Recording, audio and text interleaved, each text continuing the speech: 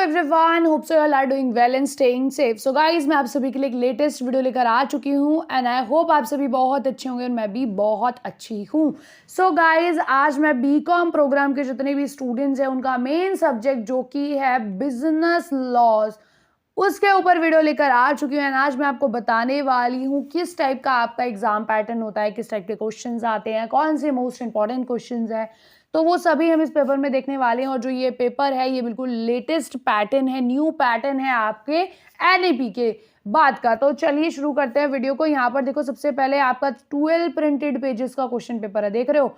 उसके बाद यहाँ पे आपको अपना एग्जामिनेशन रोल नंबर फिल करना है। उसके बाद नीचे आपका सेमेस्टर वगैरह, ड्यूरेशन, आप कितने नंबर का आपका पेपर है वो सब मेंशन है। सबसे पहले मैं आपको बता दूं कि जो यहाँ पे serial number, unique paper code, name of the paper, course, semester दिया गया है, ये सभी आपको अपने आंसर शीट के फ्रंट पेज पर जो है फिल करनी है, ये सारी की सारी इंस्ट्रक्शंस। चलिए अब देखते हैं यहाँ पे क्या है। यहाँ पे इंस्ट्रक्शंस दी गई है फॉर कैंडिडेट, जो भी स्टूडेंट है उसके लिए, ठीक है। और यहाँ पे क्या बोला गया है कि आपको सभी क्वेश्चंस करने और सभी जो है कंपलसरी है, ठीक है। चलिए देखते हैं अब किस टाइप के क्वेश्चंस आए हैं। सो यहाँ पे हमारा फर्स्ट क्वेश्चन दिया गया है, state with reasons whether the following statements are true और फॉल्स। सो बेसिकली आपको बताना है ये स्टेटमेंट ट्रू है या फॉल्स है, वो आपको यहाँ पे बताना है। यहाँ पे आपको डिफरेंट डिफरेंट स्टेटमेंट्स दी गई है, ठीक है। सो यहाँ पे आपको इनको ट्रू या फॉल्स जो है बताना है विद रीजंस। तो ऐसा नहीं है आप ट्रू या फॉल्स लगा रहे हो। 12 नंबर के 3 क्वेश्चन है, तो आप समझ गए होंगे कि 4 नंबर का एक क्वेश्चन है। आपको ये पूरा अच्छे से बताना है विद रीजन कि ये जो स्टेटमेंट नीचे लिखी हुई है वो ट्रू है या फॉल्स है। इस टाइप का पहला क्वेश्चन आपको आपके पेपर में मिलने वाला है और तीनों ही आपको करने हैं। उसके बाद बी ऑप्शन में क्या लिखा गया है, defined question and undue influence, what are the difference between the two.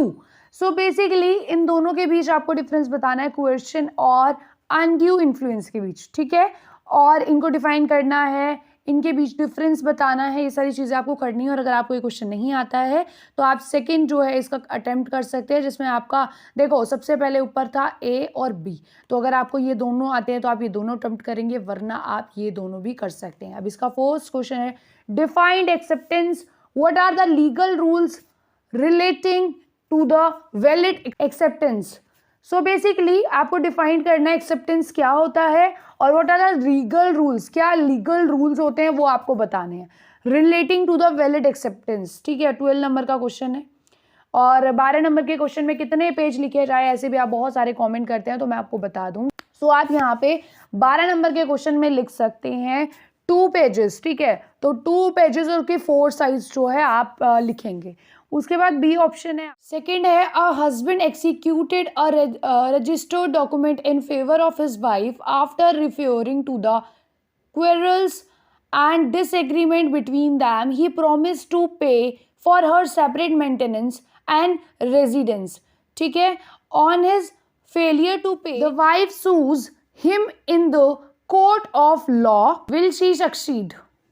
सो चलिए इस क्वेश्चन को हिंदी में देख लेते हैं और ये पूरा हिंदी में देख लेते हैं हमारा। तो बेसिकली यहाँ पे फर्स्ट में कारण सहित बताइए कि निम्नलिखित कथन सत्य है या असत्य है। तो आपको ये 3 दिए गए हैं, ठीक है। इन तीनों को आपको विद रीजन, ठीक है, कारण सहित बताना है कि ये सत्य है या असत्य है, जो भी स्टेटमेंट यहाँ दी गई है। तो ऐसे आपको कोई भी वो 3 स्टेटमेंट दे देंगे और आपको बतानी है वो सत्य है या असत्य है। और ये आपका पहला क्वेश्चन आता है। बाद रखा है, जबरदस्ती और अनुचित प्रभाव को परिभाषित कीजिए, दोनों में क्या अंतर है। तो आपको जबरदस्ती और अनुचित प्रभाव के को उसे डिस्क्राइब करना है एंड उसके बाद दोनों के बीच में जो भी डिफरेंस है वो बताना है। देन अगर आपको ये पहले 2 नहीं आते हैं तो आप ये अथवा वाला अटेम्प्ट करते हो, जिसमें पहला है अ स्वीकृति को परिभाषित कीजिए। बेसिकली आपको बताना है स्वीकृति क्या होता है। उसके बाद वैध स्वीकृति से संबंधित कानूनी नियम क्या है। तो वैध स्वीकृति बतानी है क्या है और उसके कानूनी नियम क्या है। और ये क्वेश्चन इंपॉर्टेंट है, मैंने प्रीवियस ईयर क्वेश्चन पेपर्स में भी देखे हैं, ठीक है।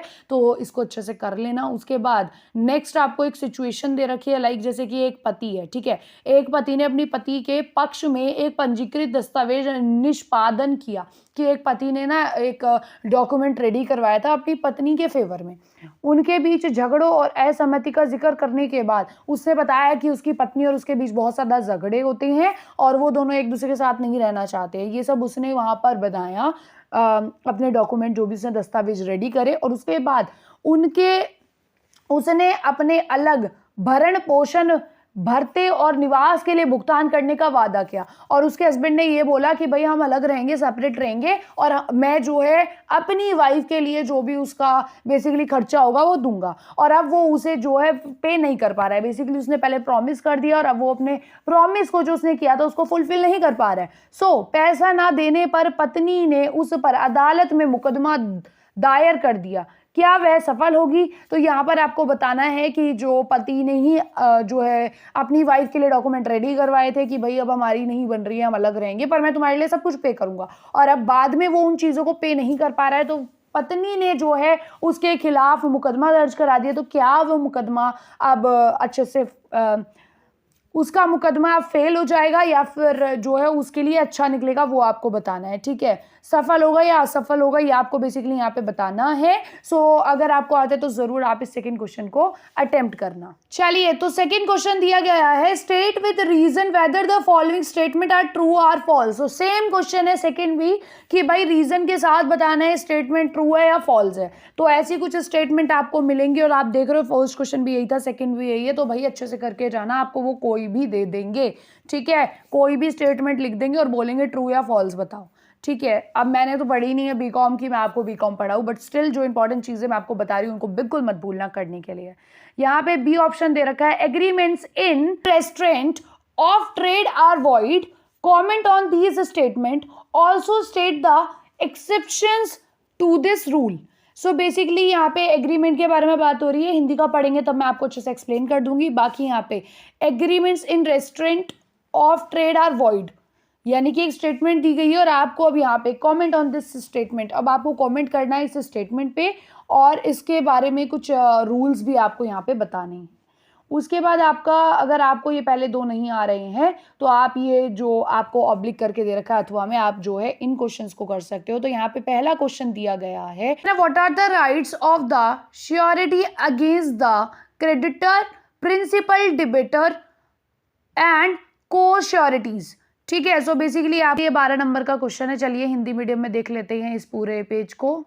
सो यहाँ पे आ दे रखा है, कारण सहित बताइए कि निम्नलिखित कथन सत्य है या सत्य। तो सत्य सत्य बताना है और रीजन भी देना है, जो कि हमारा पहला सेम क्वेश्चन था। तो ऐसे ही ये 3 दे रखे हैं भाई, अच्छे से देख लेना, क्या पता ये तीनों ही वापस ये दे दे। ठीक है, बट आप एक बार देख लेना। ठीक है, उसके बाद हमारा था बा कि व्यापार को बंधित करने वाले समझौते शून्य है। ये एक स्टेटमेंट दी गई थी कि जो व्यापार को बंधित करने वाले समझौते शून्य है और इस कथन पर आपको टिप्पणी करनी थी और इसके नियमों के अपवाद भी बताइए। तो आपको इसके रूल वगैरह बताने थे और इस पर टिप्पणी करनी थी, जो कि मैंने आपको पहले भी बताया था कि एक स्टेटमेंट दे रखे और इस पर आपको कॉमेंट करना है और इसके बारे में बताना है, इसके रूल्स बताने हैं। ठीक है, उसके बाद अगर आपको ये पहले दो नहीं आते हैं तो ऑब्लिक करके आपको दे रखा था कि आप ये वाले भी कर सकते हैं। तो आ ऑप्शन है, लेनदार, मुख्य देनदार और सह जमानतदार होते हैं, तो इनके जो खिलाफ जमानत होती है उनके अधिकारों को आपको बताना है।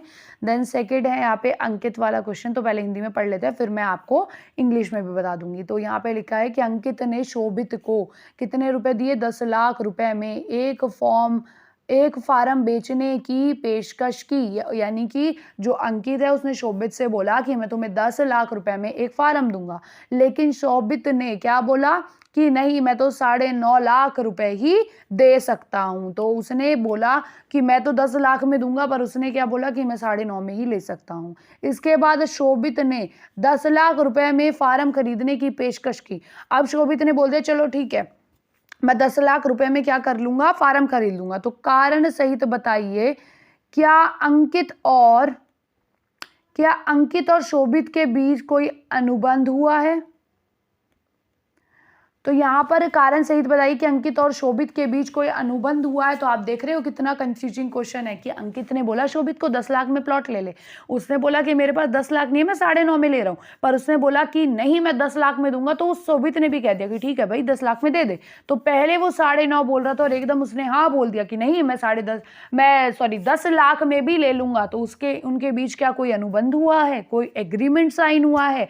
तो ये आपको यहाँ पर कारण सहित बताना है। तो ऐसे क्वेश्चंस भी करके जाना, ट्रिकी है पर इंटरेस्टिंग क्वेश्चन है। इस क्वेश्चन को इंग्लिश में देख लेते हैं। तो यहाँ पे क्या था, Ankit offer to a sale a form of Shobhit for ₹10 lakhs, but Shobhit give to the offer to buy it for ₹9,50,000।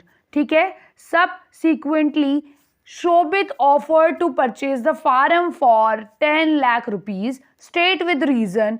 Is there any contract between Ankit and Shobit? ठीक है, तो ये 6 नंबर का क्वेश्चन है, बहुत इजी सा क्वेश्चन है। अगर आप एक बार लॉ पढ़ेंगे बिजनेस के तो आपको ये सारी चीजें जो है क्लियर हो जाएंगी।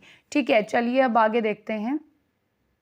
अब यहाँ पे थर्ड है, right a short note on the following, कि इन तीनों पर शॉर्ट नोट लिखना है आपको। ठीक है, so write a short note on the following. तो सबसे पहले क्या दिया गया है, सो यहाँ पे फर्स्ट है एजेंसी बाय राटिफिकेशन, यानी कि एजेंसी बाय राटिफिकेशन पर जो है आपको शॉर्ट नोट लिखना है। या फिर सेकेंड है doctrine of supervening impossibility, and third है राइट्स ऑफ द बेलर, कि जिसकी भी बेल होती है तो उसके क्या राइट्स है। तो ये 12 नंबर का है, मे बी 4 नंबर का जो है आपका एक क्वेश्चन है और इन पे आपको शॉर्ट नोट लिखना है।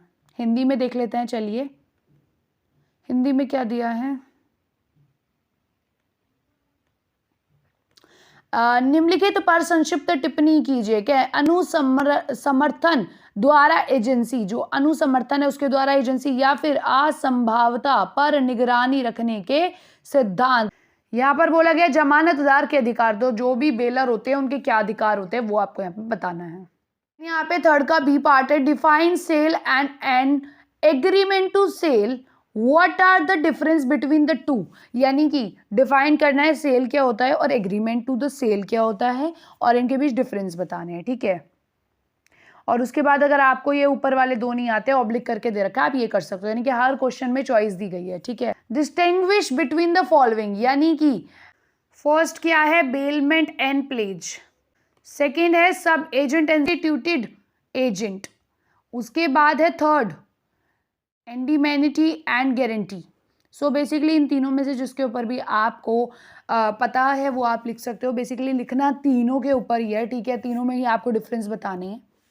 सो इन तीनों के बीच आपको डिफरेंस बताने हैं। ठीक है, बेलमेंट एंड प्लेज के सब एजेंट होते हैं और सब्सटीट्यूटेड एजेंट के बीच जो है डिफरेंस बताने हैं। तो तीनों में से जिसके बीच भी आपको डिफरेंस पता है आप इस क्वेश्चन में बता सकते हैं। उसके बाद बी है आपका, what are the implied conditions in the contract of sale, कि जब भी कोई चीज सेल करते हैं तो क्या उसके कॉन्ट्रैक्ट्स होते हैं। Basically implied conditions, what are the implied conditions in the contract of sale, तो इम्प्लाइड कंडीशंस बतानी है in a contract of sale. ठीक है, 6 नंबर का क्वेश्चन है। सो बेसिकली अगर हिंदी में देखें तो क्या है, बिक्री और बिक्री के समझौते को परिभाषित कीजिए, दोनों में क्या अंतर है। तो आपको बताना है बिक्री क्या होता है, सेल क्या होता है और सेल एग्रीमेंट क्या होता है, इनके बीच में डिफरेंस बताना है। देन आपको मैंने बोला था अगर ये नहीं आता है तो ऑब्लिक वाला कर सकते हैं कि आपको इनके बीच अंतर बताना है, यानी कि जमानत और बंधक के बीच आपको अंतर बताना है। अप एजेंट होते हैं और प्रतिस्थापित एजेंट के बीच में, क्षतिपूर्ण और गारंटी के बीच में आपको डिफरेंस बताने हैं। उसके बाद बी था आपका, बिक्री के अनुबंधन में निहित शर्तें क्या होती है, कि जो बिक्री के लिए जो भी एग्रीमेंट होता है उसमें क्या शर्तें होती हैं वो आपको बतानी है। देन फोर्थ क्वेश्चन है यहाँ पर, फोर्थ क्वेश्चन है का ए पार्ट है आपका, no sellers for goods can convey to the buyer of goods a better title than what he himself possesses.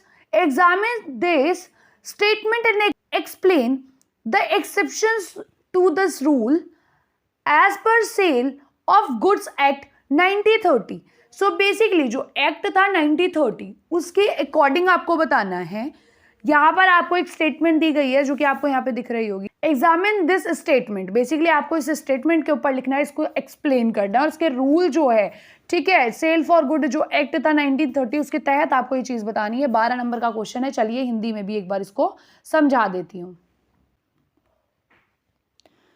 यहाँ पे एक लिखा हुआ है, कोई भी सामान बेचने वाला या सामान खरीदने वाले को उससे बेहतर हक नहीं दे सकता जो आपके पास है। यानी कि कोई भी सामान बेचने वाला, कोई भी सामान बेच रहा है, कौन है? सेलर है, ठीक है। सामान खरीदने वाले को उसे कोई बेहतर हक नहीं दे सकता जो उसके पास है। इस कथन की विवेचना कीजिए और माल की बिक्री अधिनियम 1930 के अनुसार इस नियम के अपवादों की व्याख्या करें। तो इस स्टेटमेंट को आपको समझाना है और इसके नियमों का अपवादन करना है, एक्सप्लेन करना है, ठीक है। देन आपका बी क्या लिखा है? सीमित दायित्व भागीदारी। सीमित दायित्व भागीदारी और सीमित देयता कंपनी के बीच अंतर बताओ। तो यहाँ पे आपको दोनों के बीच में डिफरेंस बताना है। चलिए एक बार इसको इंग्लिश में देख लेते हैं, देन उसके बाद देखते हैं कि ऑब्लिक में कौन से क्वेश्चंस दे रखे हैं। सो यहाँ पे बी है, distinguish between limited liability partnership and limited liability company. Basically आपको बिटवीन बताना, डिफरेंस बताना है बिटवीन लिमिटेड लायबिलिटी पार्टनरशिप और लिमिटेड लायबिलिटी कंपनी के बीच में। तो ये 6 नंबर का क्वेश्चन था जो कि अभी हमने हिंदी में पढ़ा एंड ऑब्लिक करके आपको 2 क्वेश्चन दे रखे हैं। इट मीन्स अगर आपको पहले 2 नहीं आ रहे तो आप इन्हें कर सकते हैं, जिसमें है A, define an unpaid seller, what are the rights of an unpaid seller against the goods, ठीक है। उसके बाद अगला क्वेश्चन आपको दे रखा है, what are the extent and limitations of liability of LLP and its partners. तो चलिए इनको एक बार हिंदी में देख लेते हैं दोनों क्वेश्चंस को। 5th क्वेश्चन क्या था कि describe the produce relating to the following. So यहाँ पे फर्स्ट था conversion of private limited company into LLB। तो आपको कन्वर्जन करना है power limited company into LLB, ठीक है। उसके बाद सेकंड था change in the registered office of LLB। तो इसके ऊपर बेसिकली आपको लिखना है, डिस्क्राइब करना है इन चीज़ों को। उसके बाद यहाँ पर बी दे रखा है, देखो ये पहले ही क्वेश्चन के 2 पार्ट्स थे। उसके बाद अगला दे रखा है, what do you mean by the small LLB। तो याद रखना LLB जो है इंपॉर्टेंट है, उसको अच्छे से एक बार पढ़ लेना, ठीक है। ऑब्लिक करके क्वेश्चन दे रखा है, एक्सप्लेन द फॉलोइंग, यानी कि आपको एक्सप्लेन करना है इन सब को। इसमें क्या लिखा हुआ है? फर्स्ट है आपका provisions in respect of the designated partners. तो गाइस यहाँ पे हमारा फर्स्ट दे रखा है 5th का ही कि निम्नलिखित में संबंधित प्रक्रिया का वर्णन कीजिए। तो हम 5वां जो क्वेश्चन कर रहे हैं उसी का है ये फर्स्ट पार्ट, जिसमें आपको 2 क्वेश्चन दे रखे हैं। पहला है प्राइवेट लिमिटेड कंपनी और LLP में रूपांतरण के बारे में आपको बताना है, और सेकेंड है LLP के पंजीकरण कार्यालय में परिवर्तन के बारे में बताना है। सेकेंड है आपका लघु LLP से आप क्या तात्पर्य है। तो आपको लघु जो छोटी स्मॉल LLP है उसके बारे में बताना है, और अगर नहीं आता तो ऑब्लिक करके भी क्वेश्चंस दिए गए हैं जो कि मैं अभी आपके साथ डिस्कस कर चुकी हूँ। जैसे कि निम्नलिखित को स्पष्ट कीजिए। पहले क्या है, नामित भागीदारों के संबंध में प्रावधान की, जो नामित भागीदार हैं उनके संबंध में प्रावधान है। और दूसरा है LLP के नाम परिवर्तन से संबंधों में नियम। क्या आपको LLP के नाम में परिवर्तन करना है तो उसके क्या नियम है वो आपको बताने हैं। तो चलिए चलते हैं इसके नेक्स्ट बा पार्ट पे। बा पार्ट दे रखा है, व्हीसिल ब्लोइंग से आप क्या समझते हैं और LLP अधिनियम के तहत व्हीसिल ब्लोअर को क्या सुरक्षा उपलब्ध है। सो बेसिकली जो हमने 5th क्वेश्चन अभी हिंदी में पढ़े हैं उनको देख लेते हैं इंग्लिश में। Rules regarding the changes of the name of LLP की, जो हम नेम चेंज करते हैं LLP के, उसके रिगार्डिंग क्या। तो बी पार्ट है, what do you mean by whistling blowing, what protections are available to whistling blower under the LLP act. So basically आपको बतानी है कौन कौन सी प्रोटेक्शंस अवेलेबल है व्हिस्टलिंग ब्लोइंग के अंडर द एक्ट LLP, ठीक है। और आपको बताना है what do you mean by whistling blowing, ठीक है। सो होप आपको ये चीज़ें समझ आई होंगी। और ये था आपका क्वेश्चन पेपर बिजनेस लॉज के ऊपर, जो कि बहुत इजी था एंड आई होप आप पेपर के लिए इन क्वेश्चंस को अच्छे से कर लोगे। इस टाइप का आपका पैटर्न रहता है, इस टाइप के क्वेश्चंस आपको आपके पेपर में दिए जाते हैं, तो इन सभी को अच्छे से कर लेना अपने एग्जाम्स के लिए। And thank you for watching this video till the end. Video थोड़ा सा लेंदी हो गया बिकॉज क्वेश्चन पेपर भी थोड़ा लेंदी था। बाकी वीडियो अच्छी लगी हो तो वीडियो को लाइक करना, चैनल को सब्सक्राइब करना मत भूलना। एंड नेक्स्ट किस टॉपिक पे वीडियो कवर करनी है जल्दी से जाके कमेंट में ज़रूर बता देना, ताकि कोई भी टॉपिक जो है रह ना जाए। मैं कोशिश कर रही हूँ आपके एग्जाम से पहले आपको बेसिक चीज़ें जो है करवा दूँ। So thank you for watching this video. Again बोलूँगी, टेलीग्राम ग्रुप को ज्वाइन नहीं किया है सो जल्दी से जाओ टेलीग्राम ग्रुप को ज्वाइन कर लो। And thank you for watching this video till the end. See you in the next video. Bye bye.